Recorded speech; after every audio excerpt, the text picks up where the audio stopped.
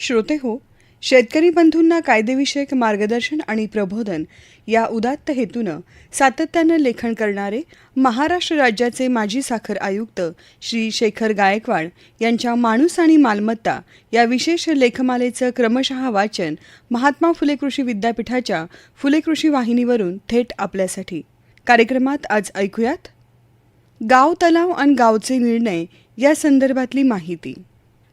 श्रोते हो, 1952च्या दुष्काळात भीषण पाणी टंचाई निर्माण झाली. सरकारनं या काळात लोकांना रोजगार मिळण्यासाठी दुष्काळी कामं काढली. गावच्या खडकाळ जमिनी असलेल्या डोंगरामध्ये 2 नाला बंडिंग आणि एका गाव तलावाचं काम सुरू झालं. दुष्काळ संपल्यावर झालेल्या पहिल्याच पावसात सर्व नाला बंडिंगची कामं आणि गाव तलाव पाण्यानं पूर्ण भरून गेले. गाव तलावाच्या कडेनं खडकाळ जमिनी असल्यामुळं साचलेल्या पाण्याचा फारसा उपयोग गावकऱ्यांना होत नव्हता. कधीतरी गुरं चरायला नेणारे गुराखी जनावरांना पाणी पाजण्यासाठी या तलावाचा उपयोग करीत. गावात अजित नावाचा एक तरुण मुलगा शेतीशास्त्रामध्ये शिक्षण घेऊन आपल्या शेतीमध्ये नवनवीन प्रयोग करू लागला होता. चांगली शेती करायची तर पाण्याची गरज होतीच. गाव तलावापासून 400 मीटर अंतरावर असलेल्या त्याच्या शेतापर्यंत पाईपलाईन घेऊन जाता येईल असा त्यानं विचार केला. ग्रामपंचायतीला तसा अर्ज देण्यापूर्वी त्यानं सरपंचाशी चर्चा करण्याचं ठरविलं.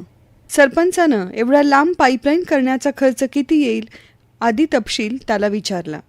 नाहीतरी गावातील तलावाचं पाणी पडून राहण्यापेक्षा आपल्याला जमीन बागायत करून द्यावी अशी अजितनं त्यांना विनंती केली. शेवटी सरपंचांनी येत्या ग्रामपंचायत बैठकीमध्ये मी हा विचार बोलून दाखवतो.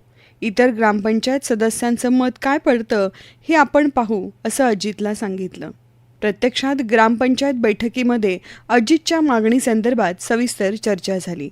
गाव तलावातलं पाणी हे एका खातेदाराला देऊ केल्यास इतर सर्व खातेदारसुद्धा अशाच प्रकारची मागणी करतील आणि त्यावेळी ग्रामपंचायतीला नाही म्हणणं शक्य होणार नाही. त्यामुळं ग्रामपंचायतीनं अजितला पाणी नाही देता येणार असं सांगावं असं एकमतानं ठरलं. शेतीशास्त्रातलं अद्ययावत ज्ञान घेऊन आलेल्या आणि स्वतःची जमीन मॉडर्न तंत्रज्ञानानं विकसित कशी करता येईल याचं शिक्षण अजितनं घेतलं होतं. मात्र गावचे निर्णय कसे होतात याचं अजितला शिक्षण कमी होतं. शेती कशी अद्ययावत करावी हा अजितचा विचार बेरकी गावकऱ्यांनी हाणून पाडला होता. श्रोते हो, सांगायचं तात्पर्य म्हणजे शेती चांगली करण्यासाठी शेतीशास्त्रातलं अद्ययावत ज्ञान किंवा जमीन मॉडर्न तंत्रज्ञानानं विकसित कशी करता येईल एवढंच ज्ञान उपयोगाचं नसून गावचे निर्णय कसे होतात हे देखील तितकंच महत्त्वाचं आहे आणि त्याचं शिक्षण देखील आपल्याला असायला हवं. श्रोते हो, आत्ताच आपण गाव तलाव आणि गावचे निर्णय या संदर्भातली माहिती ऐकलीत.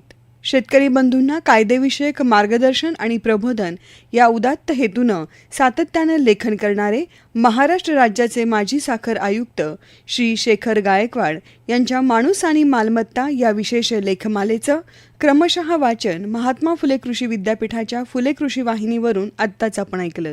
तेव्हा आजच्या कार्यक्रमात इथंच थांबूयात. नमस्कार.